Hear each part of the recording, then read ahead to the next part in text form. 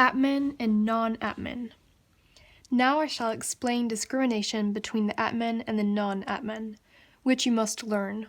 Listen carefully, then realize the truth of it within your own soul. What the seers call the gross body is made up of these substances: marrow, bone, fat, flesh, blood, skin, and epidermis. It consists of legs, thighs, chest, arms, feet, back, head, and other parts. It is known to be the root of that delusion of I and mine. The subtle elements are ether, air, fire, water, and earth.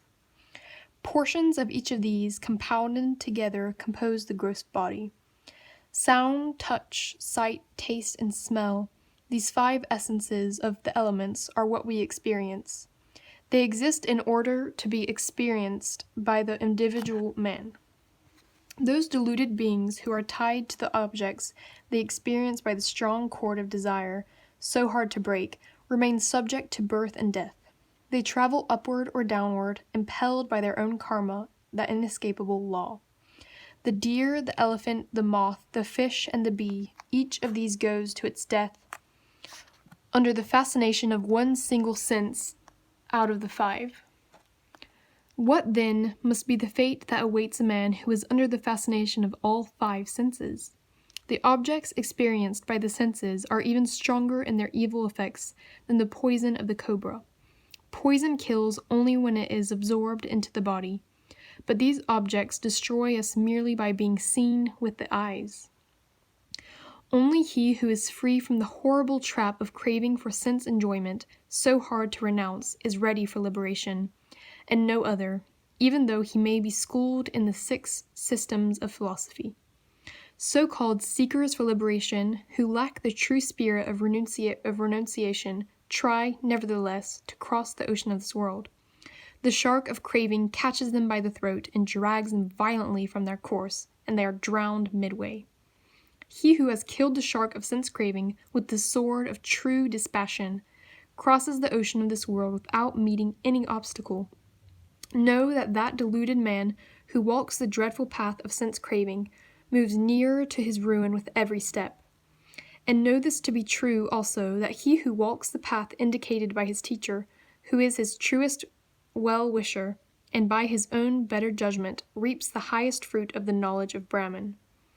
If you really desire liberation, hold the objects of sense enjoyment at a distance, like poison, and keep drinking in with delight such virtues as contentment, compassion, forgiveness, straightforwardness, tranquility, and self-control, as if they were nectar. A man should be continually occupied in trying to free himself from the bondage of ignorance, which is without beginning. He who neglects this duty and is passionately absorbed in feeding the cravings of the body commits suicide thereby. For the body is merely a vehicle of experience for the human spirit. He who tries to find the Atman by feeding the cravings of the body is trying to cross a river by grasping a crocodile, mistaking it for a log. Attachment to body, objects, and persons is considered fatal to a seeker for liberation. He who has completely overcome attachment is ready for the state of liberation. Kill this deadly attachment to body, wife, children, and others. The seers who have overcome it go to that high dwelling place of Vishnu, the all-pervading. This body, which is made up of skin, flesh, blood, arteries, veins, fat, marrow, and bone, is full of waste matter and filth. It deserves our contempt. Waking, dreaming, dreamless sleep. This physical body is composed of the gross elements, which are formed by a fivefold compound of their subtle elements. It is born through the karma of the previous life, and is the vehicle of experience for the Atman. When the objective universe is being perceived, this is known as the waking state of consciousness. In the waking state of consciousness, man finds his fullest activity in the body. In this state, he identifies himself with his body, although he is really separate from it. Through the external senses, he enjoys gross objects such as garlands, perfumes, women, and so forth, as well as other objects of sense pleasure. You must know that this body, through which man experiences the whole external world, is like the house of a householder. The inherent characteristics of this gross body are birth, decay, and death. It has various conditions, such as fatness or thinness, and various stages of development, such as childhood and youth. It is controlled by caste rules and the rules of the 4 orders of life. It is subject to various diseases and to different kinds of treatment, such as worship, dishonor, or honor. Its organs of perception are the ears, skin, eyes, nose, and tongue. Through these we cognize objects.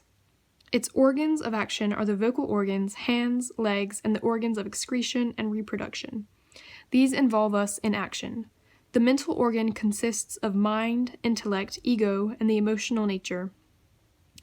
These are distinguished by their different functions. The function of mind is to consider the various aspects of an object. The function of the intellect is to determine the real nature of an object. Ego is the self-consciousness which arises when the mental organ identifies itself with the body. The tendency of the emotional nature is to draw us to that which is pleasing.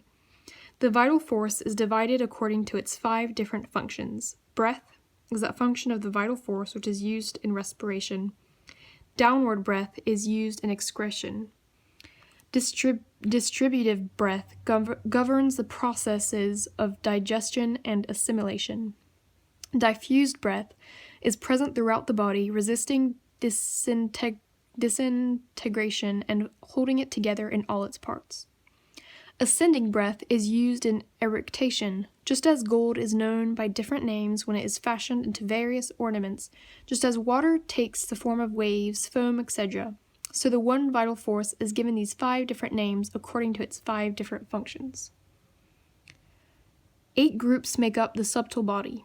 5 organs of perception, 5 organs of action, 5 functions of the vital force, 5 subtle elements, and the mental organ, together with ignorance, desires, and karma. The subtle body is composed of the subtle elements before they have entered into their 5-fold compounds. It is the seat of our desires.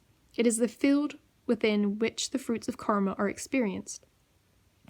Because of human ignorance, this subtle body has been superimposed upon the Atman from time without beginning. The dream state belongs preeminently to the subtle body. In dreams, it creates its own kind of matter and shines with its own light. The mental organ is the storehouse of the many impressions left by our desires in the waking state. In dreams, the mental organ identifies itself with the sense of ego, and these impressions play over it. But the Atman remains beyond, as always, in its own self-luminous consciousness. At that time, the mental organ is its only covering. The Atman witnesses everything, but it is not in the least contaminated by our dream experiences.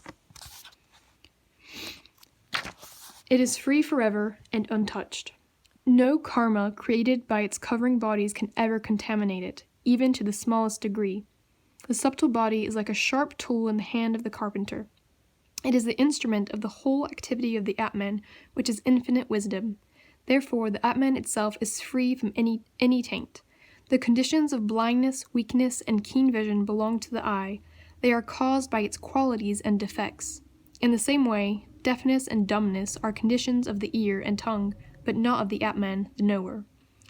Inhalation, exhalation, yawning, sneezing, the discharge of saliva, and the leaving of the body at death are said, by those who know, to be the various functions of the vital force.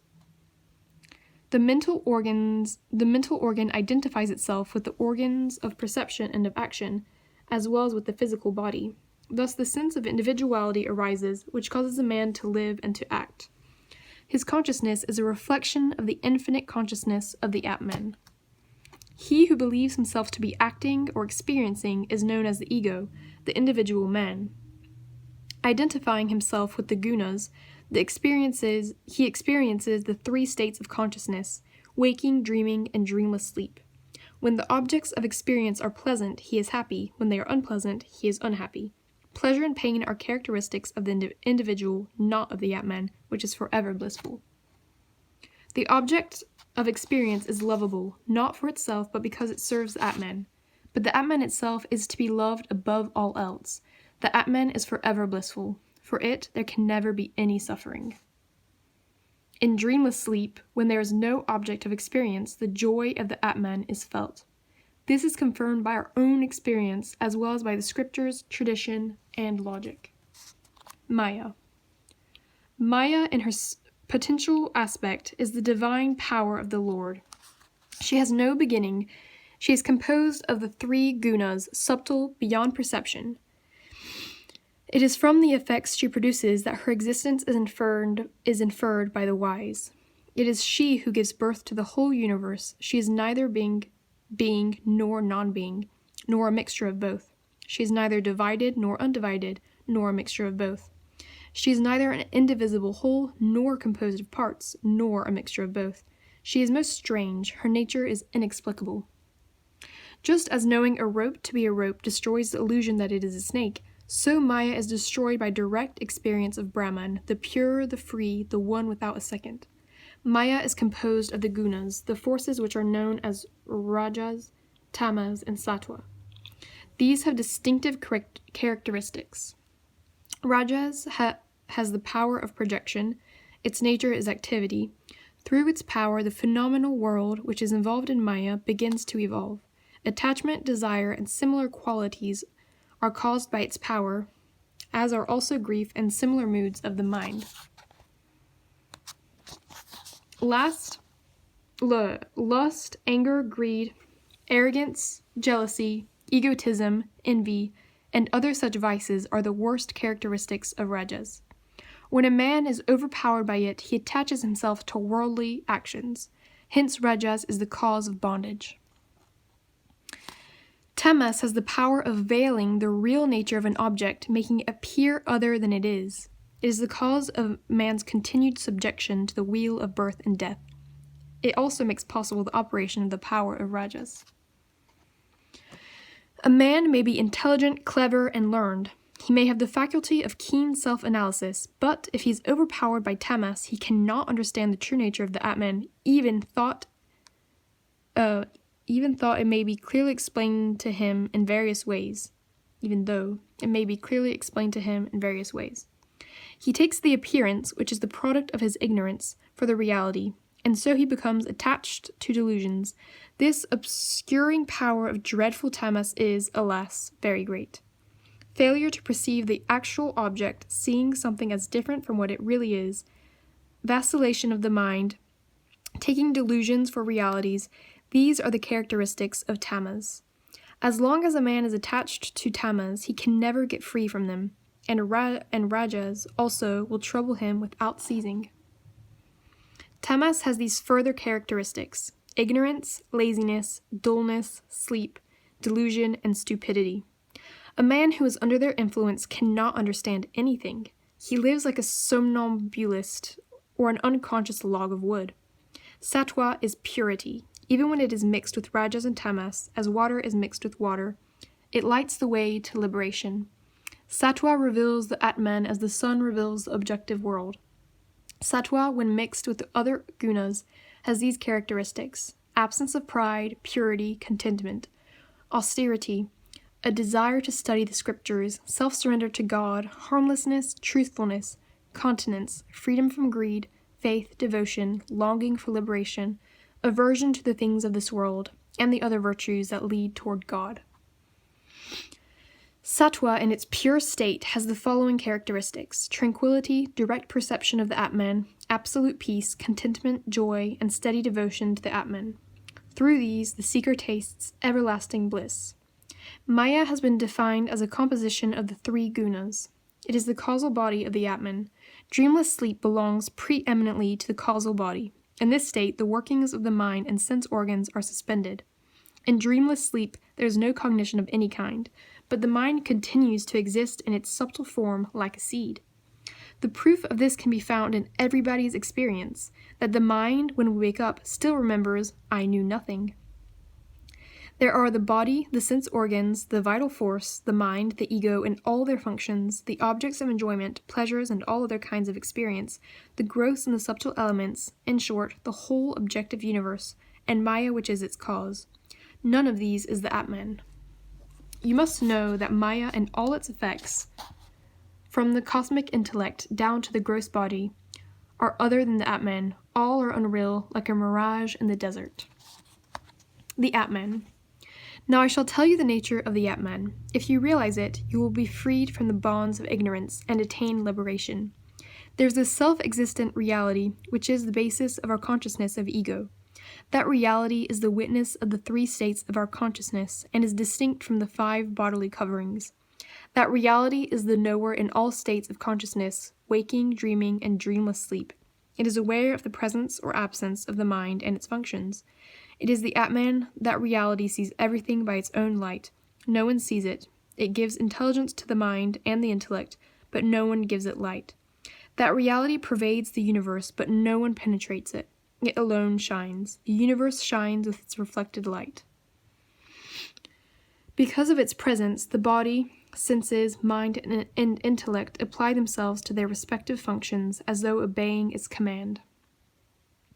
Its nature is eternal consciousness. It knows all things from the sense of ego to the body itself. It is the knower of pleasure and pain and of the sense objects. It knows everything objectively, just as a man knows the objective existence of a jar. This is the Atman, the supreme being, the ancient. It never ceases to experience infinite joy. It is always the same. It is consciousness itself. The organs and vital energies function under its command. Here within this body, in the pure mind, in the secret chamber of intelligence, in the infinite universe within the heart, the Atman shines in its captivating splendor like a noonday sun. By its light, the universe is revealed. It is the knower of the activities of the mind and of the individual man. It is the witness of all the actions of the body, the sense organs, and the vital energy. It seems to be identified with all these, just as fire appears identified with an iron ball. But it neither acts nor is subject to the slightest change. The Atman is birthless and deathless. It neither grows nor decays. It is unchangeable, eternal. It does not dissolve when the body dissolves. Does the ether cease to exist when the jar that enclosed it is broken? The Atman is distinct from Maya, the primal cause, and from her effect, the universe. The nature of the Atman is pure consciousness. The Atman reveals this entire universe of mind and matter. It cannot be defined. In and through the various states of consciousness, the waking, the dreaming, and the sleeping, it maintains our unbroken awareness of identity. It manifests itself as the witness of the intelligence. The mind. With a controlled mind and an intellect which is made pure and tranquil, you must realize the Atman directly within yourself. Know the Atman as the real I. Thus you cross the shoreless ocean of worldliness. Those waves are birth and death. Live always in the knowledge of identity with Brahman and be blessed. Man is in bondage because he mistakes what is non-atman for his real self. This is caused by ignorance. Hence follows the misery of birth and death. Through ignorance, man identifies the Atman with the body, taking the perishable for the real. Therefore he nourishes this body and anoints it and guards it carefully. He becomes enmeshed in the things of the senses, like a caterpillar in the threads of its cocoon. Deluded by ignorance, a man mistakes one thing for another. Lack of discernment will cause a man to think that a snake is a piece of rope. When he grasps it in this belief, he runs a great risk. The acceptance of the unreal as real constitutes the state of bondage. Pay heed to this, my friend. The Atman is indivisible, eternal, one without a second.